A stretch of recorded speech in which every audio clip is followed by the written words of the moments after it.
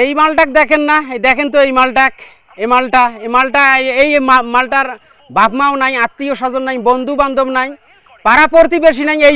এই মালটাক দেখেন তো, এ নাকি একজন নিউজ প্রেজেন্টার, এ নাকি নিউজ প্রেজেন্ট করে। ভালো করে দেখেন এই মালটাক, দেখছেন তো ভালো করি? হ্যাঁ, এই মালটা সম্পর্কে এখন কথা বলবো। এই মালটা হলো ভারতের পশ্চিমবঙ্গের মাল, কলকাতার মাল। এ নিউজ প্রেজেন্টার, নিউজ প্রেজেন্ট করে, কিন্তু আমার তো কখনোই এর এক্সপ্রেশন, এর ভাবভঙ্গিমা, এর হাত পা সরাসরি দেখে আমার কখনোই মনে হয় নাই এই একজন নিউজ প্রেজেন্টার, এই একজন নিউজ প্রেজেন্ট করে। এর সব সময় কাম হলো বাংলাদেশকে নিয়ে ভুলভাল তথ্য দেওয়া, উল্টে পাল্টা ভিডিও করা, সত্য তো নাইয়ে যা আছে মিথ্যে, খালি গুজব রটনা করা। এর আত্মীয় স্বজন নাই, বন্ধু বান্ধব নাই।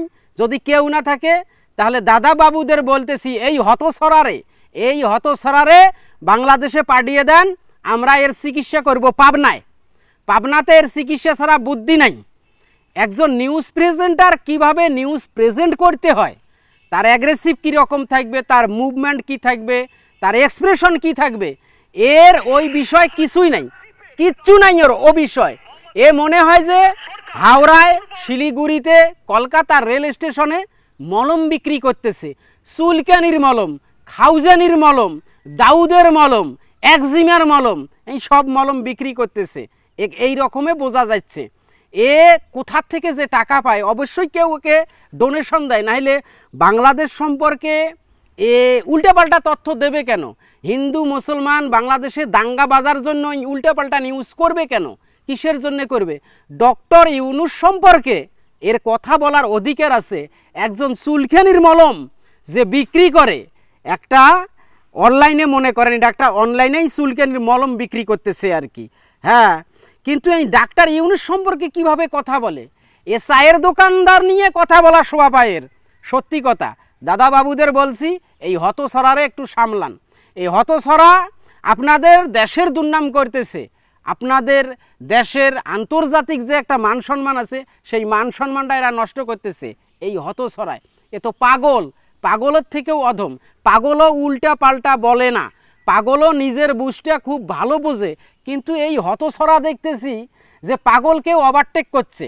এ কোন গ্রহের মানুষ বা পৃথিবীর কোনো মানুষ? আমার তো বিশ্বাস হয় না।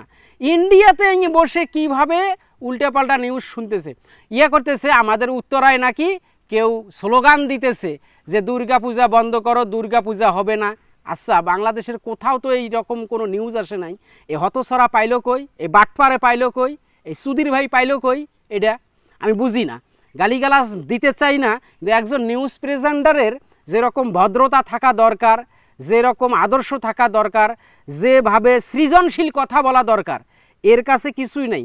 একে যদি আমি চুলকানির মলম বিক্রেতার সাথে তুলনা করি, চুলকানির মলম বিক্রেতাকেও অপমান করা হবে। এ যেভাবে নিউজ প্রেজেন্ট করে, এটা আমি পৃথিবীর কোথাও দেখি নাই। একে কেউ গোপনভাবে ডোনেশন দেয়, নির্ঘাত ডোনেশন দেয়, নাইলে এরকম তো করার কথা নয়। তাই দাদা বাবুদের বলতেছি যে আপনাদের একটা আত্মসম্মান আছে, আপনাদের মর্যাদা আছে, আপনাদের মান সম্মান আছে।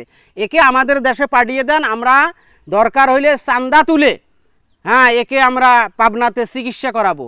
এ পাগল শুধু না, একদম মেন্টাল হয়ে গেছে। এর মাথায় কিচ্ছু নাই।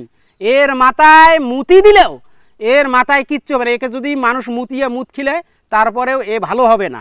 অতএব দাদা বাবুদের কাছে বিশেষ অনুরোধ, এই হতছড়ারে বাংলাদেশে পাঠিয়ে দেন, আমরা ওরে পাবনায় চিকিৎসা করি। Thank you.